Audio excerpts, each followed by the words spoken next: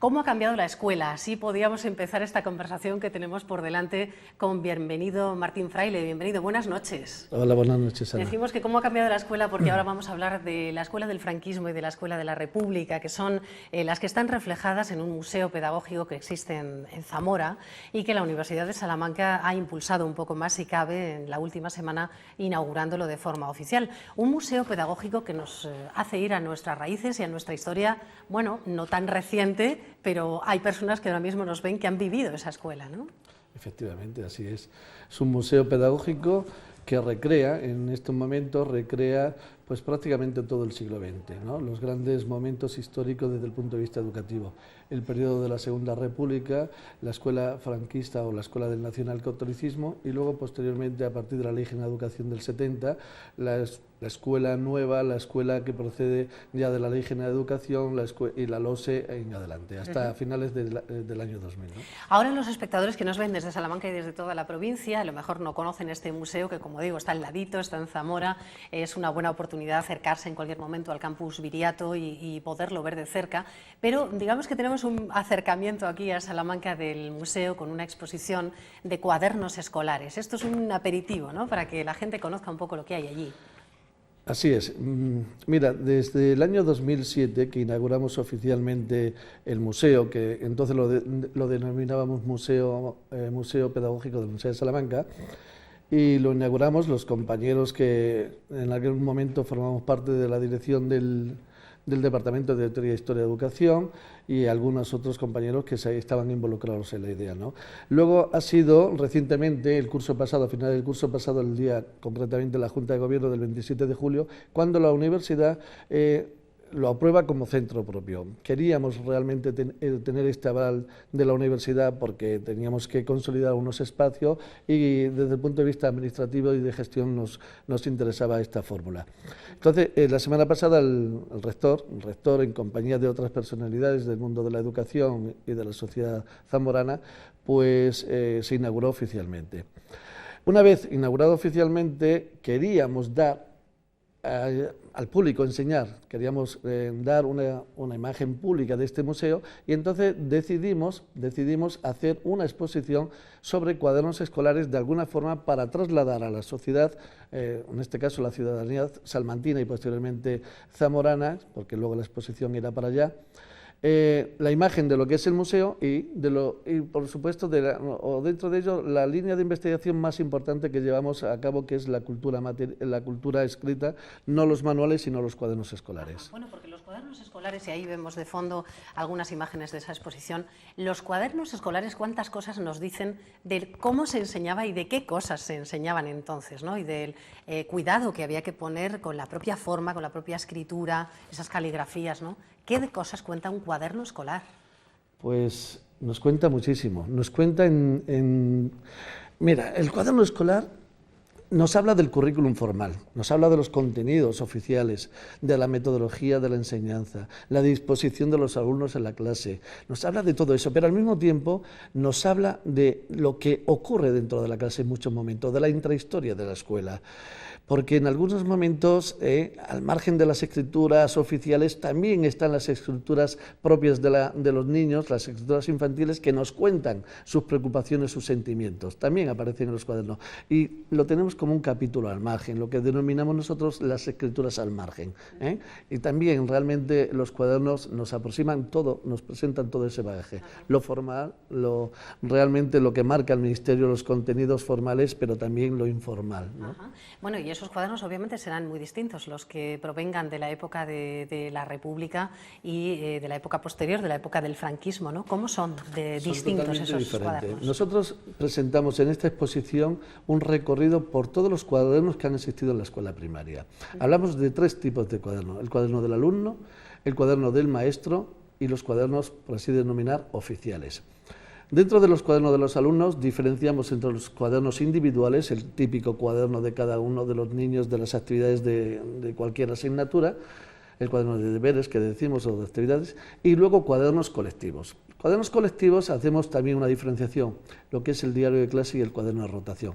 Estos cuadernos colectivos que ya han desaparecido de la escena escolar diaria. Fueron cuadernos que se utilizaron mucho a principios del siglo XX se introdujeron en España a través de algunas personalidades, concretamente fue un maestro de Cartagena, Félix Martí Alpera, quien descubre en un viaje a las escuelas de Francia, en las escuelas de París, descubre este cuaderno de rotación, el cuaderno Le Carrier de Gullmann, que él dijo y lo tradujo como el cuaderno de rotación. ¿Y cómo eran esos cuadernos? O sea, cada alumno escribía una parte en ellos. En ese cuaderno, cada día, un niño de la clase trasladaba al cuaderno aquello que el maestro consideraba más importante, aquel aspecto que consideraban ellos más motivador, etc.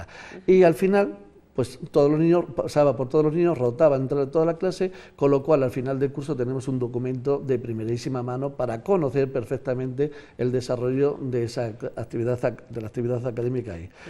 Esos son en cuanto a cuadernos, por así decir, de los alumnos. Luego tenemos cuadernos de los maestros porque los maestros también tenían obligación en algún momento de la historia de la educación de este país, han tenido obligación de escribir en cuadernos, de recoger todas sus programaciones, todos lo que ellos consideraban que debían ofrecer al alumno, lo recogían por escrito. Entonces nos han llegado sus cuadernos de preparación de lecciones. Pero también tenemos cuadernos oficiales de registro de actas, de contabilidad, de correspondencia, el cuaderno de inspección de los inspectores que recogían cada vez que visitaban los centros y dejaban allí escritos los informes. Esos son cuadernos, e incluso tenemos otro tipo ya, cuadernos que podríamos, fuera de esa catalogación más estricta, podemos considerar otro tipo de cuadernos, desde los alumnos que estudiaban magisterio y hacían sus prácticas y recogían allí sus programaciones, cuadernos de labores de las niñas que en un momento determinado tuvieron que estudiar esa asignatura y recogían los pañitos que confeccionaban con los distintos tipos de bordados y de hilos, etcétera. En fin, es una amplia muestra de cuadernos. Tenían este tipo de educación y los niños se les enseñaban otro tipo de cosas. Efectivamente, ¿no? También tenemos, por ejemplo, unos maravillosos cuadernos que proceden de principios del siglo XX, allá por 1910, de una escuela de un pueblo de Zamora, de Moureruela de Tábara. Era una escuela que dependía de una fundación benéfico docente de León, concretamente la Fundación Sierra Pambley, y que llegaron hasta allí, porque allí tenían, en ese pueblo tenían una escuela, y donde vemos unos cuadernos donde los maestros enseñaban la disciplina de agricultura a los niños, y entonces hay unos dibujos maravillosos. En la exposición están algunos de estos cuadernos, donde enseñaban tipos de poda, árboles frutales o instrumentos que se tenían que utilizar en las labores del campo. No, vamos a recordar a los espectadores que en el Colegio Fonseca, en la hospedería de Fonseca, en la sala menor es donde está esta exposición y pueden verla con detalle, porque seguro que hay muchos que tienen muy buenos recuerdos de aquella época, otros a lo mejor no tan buenos, pero recuerdos en todo caso de lo que fue su niñez y la escuela de aquellos tiempos, un poco escuela en sepia, como yo decía al empezar este programa. Me interesan mucho las historias personales también, bienvenido, es decir, seguro que algún cuaderno ha llegado de la mano de alguien que ha contado una historia, ¿no?, de su infancia. Indudablemente. Lo que pasa es que intentamos, bueno, de alguna forma no presentar, porque los cuadernos están escritos, están con nombres y apellidos, intentamos no mostrar esos sentimientos, ¿no? Pero por supuesto que sí. Por ejemplo, te cuento como anécdota, una maestra que el último día, en su cuaderno del curso escolar 1935-1936, el último día lo que hay escrito es un dictado que ella realiza a sus alumnas, concretamente el 19 de septiembre de 1936. A partir de ahí ya no hay más actividad en el cuaderno, vienen 4 hojas en blanco y la quinta hoja ya comienza curso escolar 1940-1941. Una escuela totalmente diferente. Pero ¿qué es? Cuando nosotros cogemos ese cuaderno pensamos, ¿qué hay aquí? ¿Por qué hay 4 hojas en blanco y acaba el cuaderno el 19 de septiembre de 1936? Esas hojas en blanco las interpretamos como que o bien en aquel pueblo no hubo escuela por las circunstancias de la guerra, o bien esta maestra no quiso saber nada de la escuela en ese momento.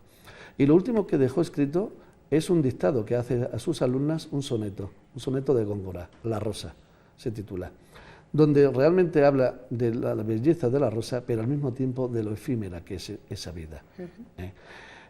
Está muy claro que esta es una maestra republicana que alaba lo que fue el periodo republicano desde el punto de vista de la educación, lo que significó la República para el magisterio español, y que ella veía que en los acontecimientos que se estaban produciendo en ese momento... Era una rosa que se iba a marchitar en breve, ¿no? Efectivamente. En fin, cuántas cosas, como decimos, nos cuentan los cuadernos y la escuela. Bueno, luego está, por supuesto, el patrimonio material, lo que son los pupitres, los plumines, supongo, ¿no? Los materiales que también se han ido recopilando poco a poco, que es labor de hace muchos años, ¿no? De hace muchos años, concretamente desde que yo empecé a impartir la asignatura de teoría de Historia de la Educación en Zamora en 1998, pues comencé a involucrar a mis alumnos en la recopilación de estos materiales, y me han ido llegando, los propios alumnos me entregaban objetos, cuadernos, libros que encontraban en sus casas, en las casas de los abuelos, en los pueblos, en los sobraos, en los desvanes, y me los iban entregando. Efectivamente, tenemos una colección amplia, hoy ya tenemos 2 aulas perfectamente montadas,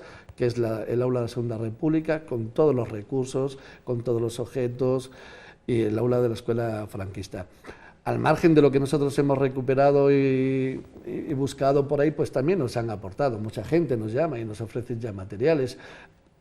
Estos ecos, a partir de ahora de que está dando el museo, que está recibiendo públicamente, pues hace que la gente conozca la existencia y nos llama y nos ofrece materiales, y de colegios que hemos recuperado también, que nos han prestado, y hay gente que lo ha donado, y allí está, ¿no? En conservando, de alguna forma recuperamos, mantenemos, conservamos y difundimos de cara al futuro, ¿no? Así es, manteniendo y recuperando la memoria. Bienvenido, Martín Fraile, muchas gracias por haber venido y contarnos lo que es este museo pedagógico, está en Zamora, a la vuelta de la esquina, y este, digamos, anticipo aperitivo de lo que es el museo que tenemos ahora mismo en Fonseca. Gracias por haber venido.